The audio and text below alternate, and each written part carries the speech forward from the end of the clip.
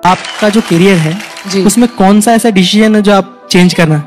जो थे ना आदि हमारे एक বলিউডের সুপারস্টার সালমান খানের প্রেম জীবন সব সময় কৌতূহলের বিষয় ছিল এবং তার প্রাক্তন মিস ইন্ডিয়া সঙ্গীতা বিজলানির সাথে সম্পর্ক আজও এক আলোচিত অধ্যায়।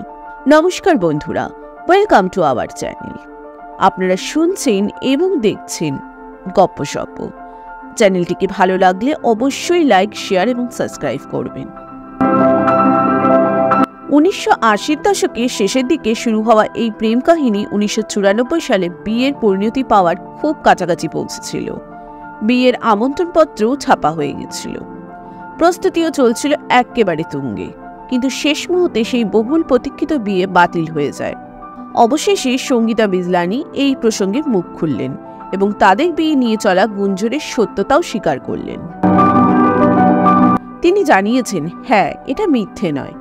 সম্প্রতি ইন্ডিয়ান আইডলের একটি অনুষ্ঠানে বিশেষ পর্বে সঙ্গীতা বিজলানিকে অতিথি হিসেবে আমন্ত্রণ জানানো হয়েছিল।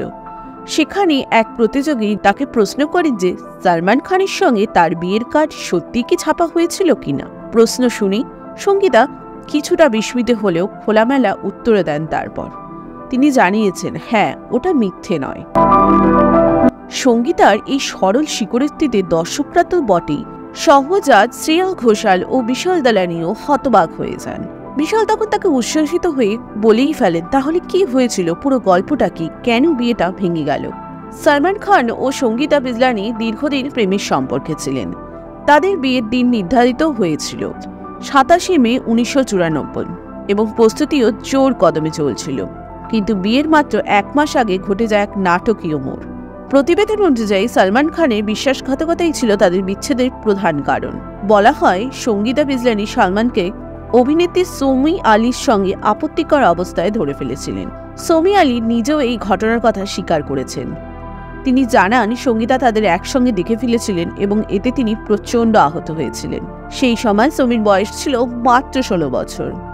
পরে অনেক বছর পর সৌমি ও সঙ্গীতার কাছে দুঃখ প্রকাশও করেন এবং স্বীকার করেন যে তিনি ভুল করেছিলেন ও সঙ্গীতাকে কষ্ট দিয়েছিলেন। যদিও তাদের প্রেম কাহিনী পরিণতি পায়নি, তবু সালমান খান ও সঙ্গীতা বিজলানি আজও পরস্পরের প্রতি সৌজন্য ও শ্রদ্ধা বজায় রেখেছেন। তাদের একাধিকবার বিভিন্ন সামাজিক অনুষ্ঠানে একসঙ্গে দেখাও গেছে।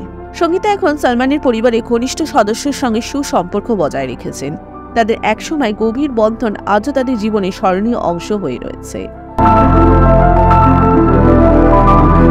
সালমান ও সঙ্গীতার বিয়ের আমন্ত্রণপত্র ছাপা হওয়ার খবর নিশ্চিত হওয়ার পরে তাদের প্রেমের গল্প নিয়ে নতুন করে আলোচনা শুরু হয়েছে। যদিও তাদের সম্পর্ক শেষ পর্যন্ত বিয়েতে গড়ায়নি, তবে তাদের প্রেম কাহিনী আজও বলিউডের অন্যতম আকর্ষণীয় গল্পগুলির মধ্যে একটি। ভক্তরা আজও ভাবেন, যদি বিয়েটা হয়ে যেত তাহলে তাদের জীবন কোন দিকে মোড় নিত। তবে সময়ের সঙ্গে সঙ্গে সালমান ও সঙ্গীতা দুজনেই নিজেদের নতুন জীবনের সঙ্গে মানিয়ে নিয়েছেন। অতীতকে পেছনে ফেলে তারা নতুন অধ্যায়ে প্রবেশও করেছেন। কিন্তু তাদের এই অতীতের সম্পর্ক স্মৃতি বলিউডের ইতিহাসে এক অবিচ্ছেদ্য অংশ হয়ে রয়ে গেছে। ধন্যবাদ।